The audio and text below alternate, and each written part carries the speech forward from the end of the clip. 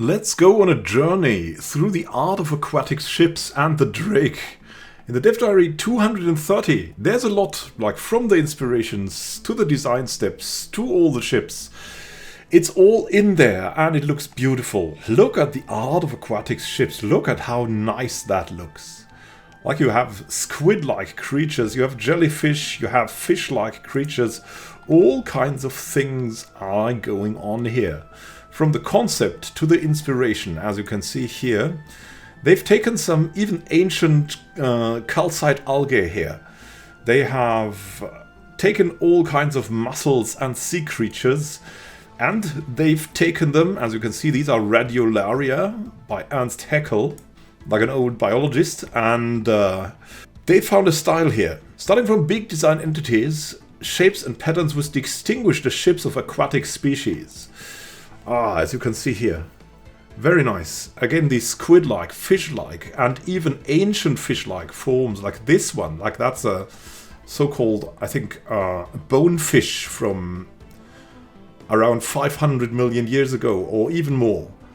It's crazy what you can find here. So, that early ship-style exploration sketches by Pavel Golovy, and then we go on by style explorations sketches by Matthias Larsson. And you can see a little bit of coloring here already. So you can see here tentacles or not, and where are the tentacles, the different forms and shapes, and I like it that play with colors, the play with the windows, the play with everything. And even if it should theoretically be like always the same, how a starship looks is not a meaningful question, but it is a question for each species. And so aquatic species would have their own design where they feel at home.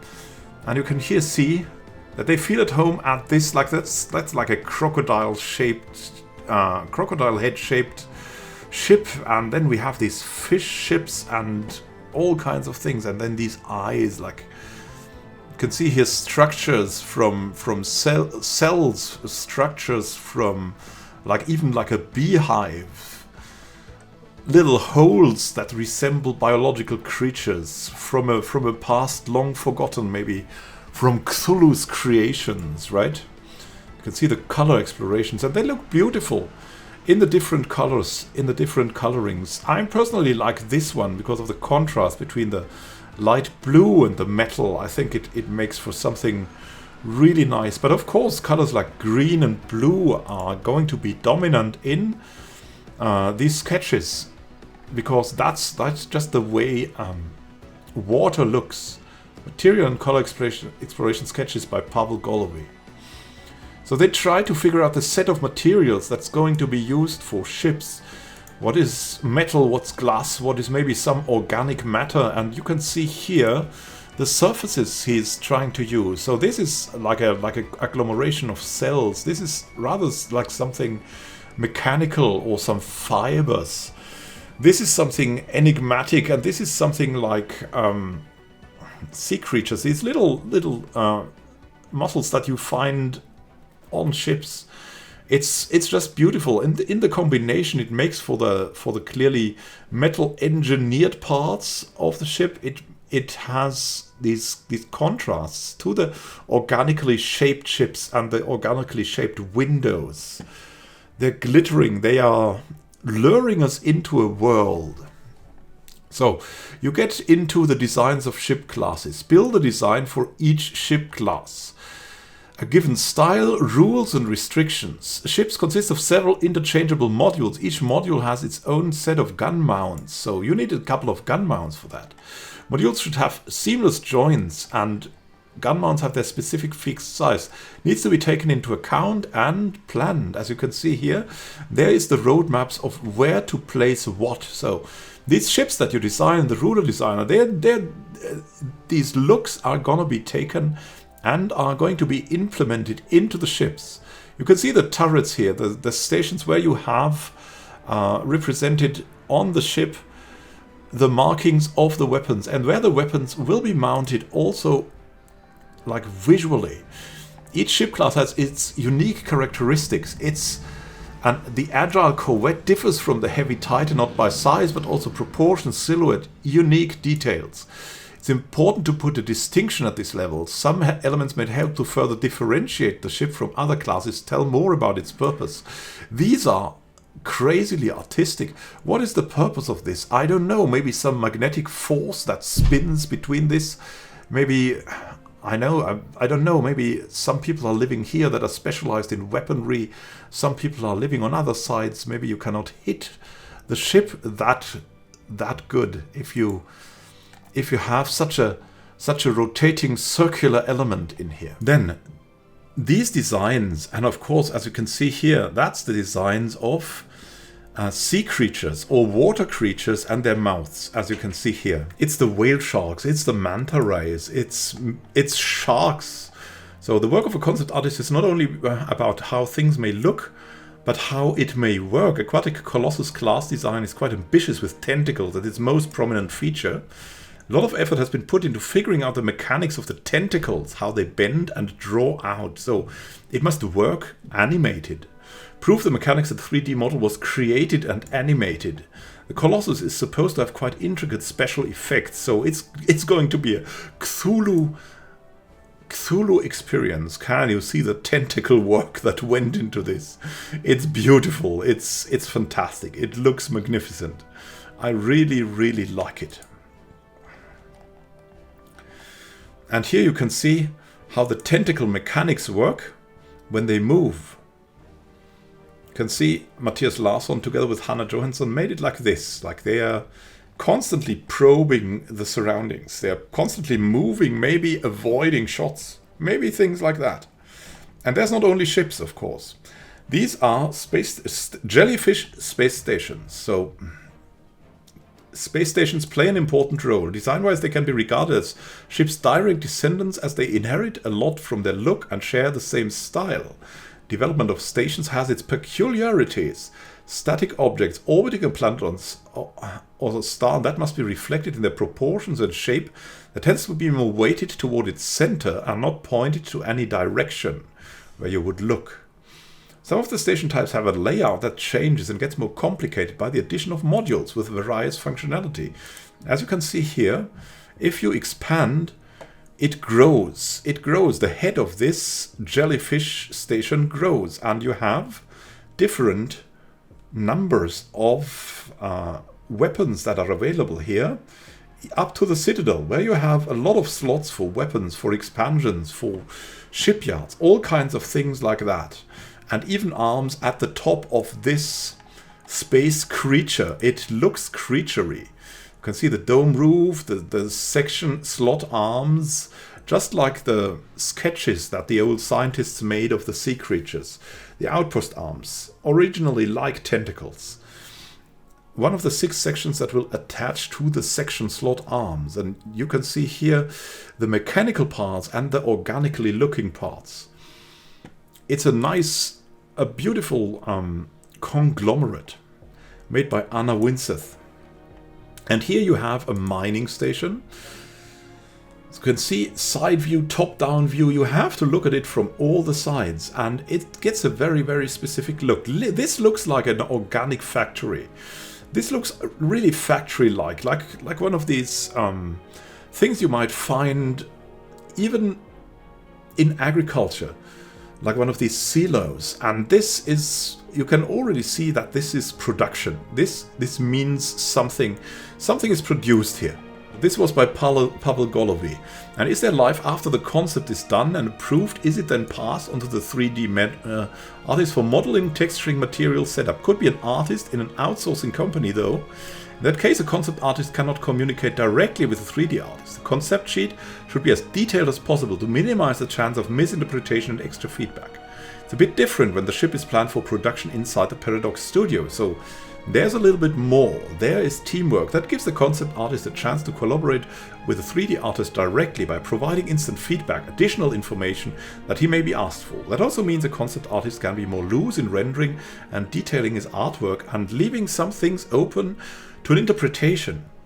So the inspiration of the first one and the inspiration of the second one work together. Instead of with outsourcing, where you were rather following a plan, this is a new set of inspirations that goes forward. This one was made by Abraham Gomez. So there's a lot more that can be covered about the ship design. And